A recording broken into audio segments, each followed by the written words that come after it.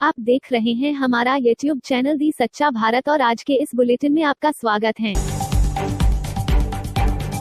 सच्चा भारत में सबसे पहले आप देखेंगे स्थानीय व जिले के समाचार, फिर देखेंगे राज्य व राष्ट्र के समाचार। 15 फोटो में देखें अहमद पटेल का सफर। इंदिरा, राजीव से लेकर सोनिया गांधी तक के करीबी और सबसे भरोसेमंद रहे अहमद पटेल। कांग्रेस के वरिष्ठ नेता और गुजरात से राज्यसभा सांसद अहमद पटेल का 71 साल की उम्र में बुधवार सुबह निधन हो गया। अहमद पटेल 1 अक्टूबर को कोरोना संक्रमित हो गए थे। वह गांधी परिवार के सबसे ज्यादा भरोसेमंद नेता थे। अपने राजनीतिक करियर के करीब 4 दशकों में वे इंदिरा गांधी से लेकर राजीव गांधी और इसके बाद सोनिया गांधी के भी करीब रहे। फ्लैग मार्च निकालकर निडर होकर मतदान का दिया संदेश। सोजत रोड कस्बे में चुनाव को लेकर प्रशासन अलर्ट मोड पर दिखाई दे रहा है।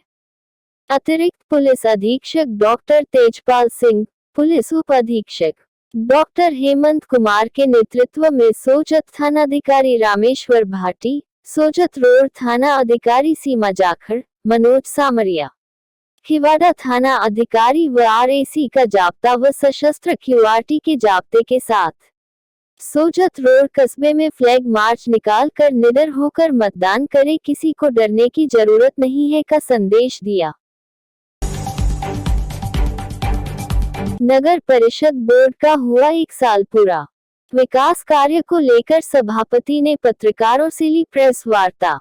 1 साल के कार्यकाल में हुए विकास कार्यों के बारे में की समीक्षा। सभापति भाटी पत्रकारों के बीच रूबरू होते हुए सवालों के दिए जवाब। जनता से जो शहर में विकास को लेकर किए वादे हुए पूरे। शहर विकास कार्य को लेकर हमेशा बोर्ड रहेगा तैयार। सुमेरपुर रोड स्थित एक निजी होटल में हुई पुलिस वार्ता। पाली शादी समारोह के दौरान 4 साल की बच्ची के साथ दुष्कर्म, आरोपी गिरफ्तार। पाली शहर के सदर थाना क्षेत्र में एक 4 साल की बच्ची के साथ दुष्कर्म का मामला सामने आया है। मंगलवार रात को शादी समारोह के दौरान एक 4 साल की बच्ची को अगवा कर उसके गांव के ही एक शख्स ने बच्ची के साथ दुष्कर्म की वारदात को अंजाम दिया। शख्स शादी समारोह में अपनी पत्नी और 3 बेटों के साथ शरीक होने आया था। जानकारी के अनुसार शादी समारोह में बच्ची आरोपी के बेटों के साथ खेल रही थी। इसी दौरान शख्स ने बच्ची को चॉकलेट दिलाने के बहाने खेत में ले गया और उसके साथ दुष्कर्म की वारदात को अंजाम दिया। इसके बाद आरोपी बच्ची को घर से दूर पटक कर भाग गया। म्यांमार से मारवाड़ तक फैला है अफीम तस्करी का सर्किट, पुलिस ने किया खुलासा।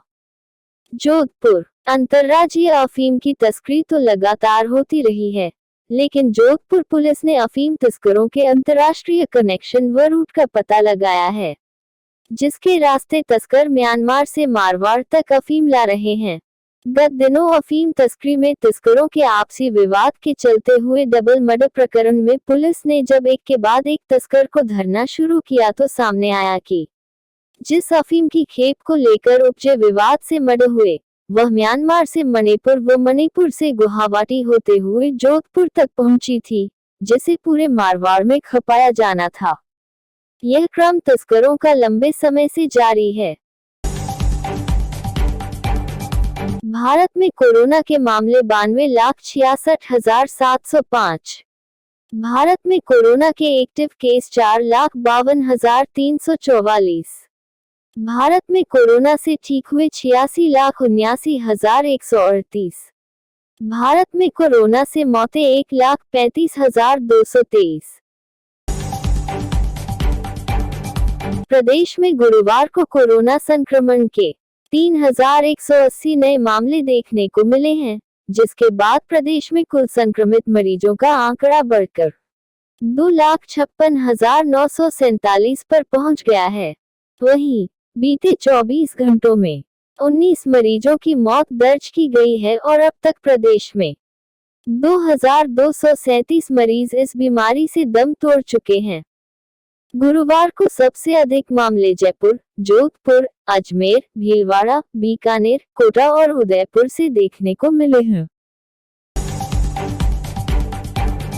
मारवाड़, मेवाड़, अंचल के जिलों की कोरोना रिपोर्ट। अजमेर से 200, बाड़मेर से 34, भीलवाड़ा से 108, बीकानेर से 127, चित्तौड़गढ़ से 30, डूंगरपुर से 24, जैसलमेर से 29, जालोर से 89, जोधपुर से 517, नागौर से 95, पाली से 74, राजसमंद से 30, सिरोही से 49 और उदयपुर से 132 संक्रमित मामले देखने को मिले हैं। नियम तोड़ने वालों के खिलाफ जयपुर ट्रैफिक पुलिस सख्त। अब तक काटे इतने चालान, देखिए स्पेशल रिपोर्ट। जयपुर, जहां एक तरफ राजधानी जयपुर की आम जनता लाइसेंस बनवाने के लिए लाइनों में लगकर जद्दोजहद करती है, वहीं दूसरी ओर ट्रैफिक पुलिस द्वारा जो लोग नियमों का पालन नहीं करते उनके खिलाफ भी लगातार कार्रवाई की जा रही है।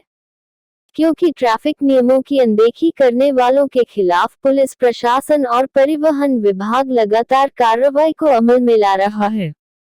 आंकड़ों की माने तो जनवरी से लेकर अक्टूबर तक विभाग ने 12,516 लोगों के लाइसेंस निरस्त किए हैं। सच्चा भारत में नियमित देखिए मध्याह्न में लंच ब्रेक न्यूज एवं रात्रि में डिनर ब्रेक न्यूज। अजमेर, पंचतीर्थ महास्नान के साथ पुष्कर में कार्तिक। जाने क्या है मान्यता, एकादशी शुरू। धार्मिक नगरी पुष्कर में 5 दिनों तक चलने वाला कार्तिक एकादशी पंचतीर्थ स्नान के साथ शुरू हो गया है। देवउठनी एकादशी के दिन श्रद्धालुओं ने सरोवर में डुबकी लगाकर पूजा अर्चना की। हालांकि कोरोना संक्रमण के प्रभाव और प्रशासन की अपील के चलते पिछले साल की तुलना में इस साल कम श्रद्धालु पुष्कर पहुंचे हैं। ऐसी मान्यता है कि कार्तिक एकादशी पर पंचतीर्थ स्नान में किए स्नान का फल 1000 बार किए गए गंगा स्नान के बराबर और 100 बार माघ स्नान के समान, और जो फल कुंभ में प्रयाग में स्नान करने पर मिलता है, वही फल कार्तिक माह में किसी पवित्र नदी के तट पर स्नान करने से मिलता है। माइक्रो प्लानिंग कर नीचे लाए संक्रमण का graph, CM Gehlot. Jaipur, CM Ashok Gehlot गुरुवार को मुख्यमंत्री निवास से वीडियो कॉन्फ्रेंसिंग के जरिए कोरोना प्रबंधन की उच्च स्तरीय समीक्षा कर रहे थे। गहलोत ने कहा कि कोरोना संक्रमण रोकने के लिए हमें शहरों के साथ साथ ग्रामीण क्षेत्रों में भी सैंपलिंग और डोर टू डोर स्क्रीनिंग पर जोर देना होगा। उन्होंने कहा कि वर्तमान में जिस प्रकार कोरोना मामले और इसके संक्रमण का खतरा बढ़ा है, उसे देखते हुए ही राज्य सरकार ने 8 जिला मुख्यालयों पर रात्रिकालीन कर्फ्यू, वैवाहिक समारोह में लोगों की उपस्थिति 100 तक ही सीमित रखने, इसके उल्लंघन करने और मास्क नहीं पहनने पर जुर्माना बढ़ाने जैसे सख्त कदम उठाए हैं। कोविड के खतरे से बचने के लिए लोगों को इनकी पालना करना जरूरी है। जोधपुर में नगर निगम उत्तर की माली हालत खस्ता, मुख्यमंत्री ने की मदद, एमएलए मनीषा पंवार। जोधपुर, हाल ही में राज्य सरकार द्वारा केंद्र से प्रदेश के 3 शहरों के लिए प्रदूषण नियंत्रण के लिए मिली 30 करोड़ रुपए की राशि का वितरण किया गया। इसमें जोधपुर शहर के लिए 10 करोड़ रुपए नगर निगम उत्तर को नोडल एजेंसी बनाकर भेज दिए गए।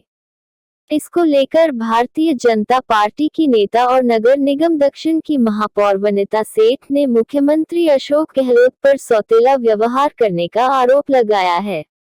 इस पर जोधपुर शहर की कांग्रेस विधायक मनीषा पंवार ने प्रतिक्रिया दी है। जीतेंगे जिंदगी की जंग। राजस्थान में एक बार फिर शुरू हुई ऑर्गन ट्रांसप्लांट प्रक्रिया। जयपुर, कोविड-19 संक्रमण के बाद प्रदेश में बीते 8 महीने से ऑर्गन डोनेशन और ट्रांसप्लांट की प्रक्रिया एकाएक बंद हो चुकी थी, लेकिन अनलॉक शुरू होने के बाद एक बार फिर से ऑर्गन डोनेशन और ट्रांसप्लांट की प्रक्रिया जयपुर के सवाई मानसिंह मेडिकल कॉलेज में शुरू हो चुकी है। हाल ही में प्रदेश का 38वां ऑर्गन ट्रांसप्लांट सवाई मानसिंह अस्पताल में किया गया था। राज्य में वर्ष 2015 में कैडेवर अंगदान और अंग प्रत्यारोपण कार्यक्रम की शुरुआत हुई थी। अंगदान और अंग प्रत्यारोपण का काम सुचारू रूप से चालू रह सके, इसके लिए अक्टूबर 2019 में मुख्यमंत्री अशोक गहलोत ने जयपुर के सवाई मानसिंह मेडिकल कॉलेज में state organ and tissue transplant organisation का उद्घाटन किया था। प्रदेश में मार्च महीने से अक्टूबर महीने तक ऑर्गन ट्रांसप्लांट की प्रक्रिया बंद रही, लेकिन नवंबर महीने में टोंक निवासी अंकित का ब्रेन डेड हो गया था। इसके बाद उनके परिजनों ने एसएमएस अस्पताल में अंकित के अंगदान किए, जिससे पिछले 8 महीनों से रुके हुए ऑर्गन ट्रांसप्लांट की प्रक्रिया एक बार फिर से शुरू हो चुकी है। दक्षिण में निवार की दस्तक। चेन्नई को 2015 की बाढ़ का सबक याद है, इसलिए तूफान आने से पहले ही 90% भर चुके बांध से पानी छोड़ा।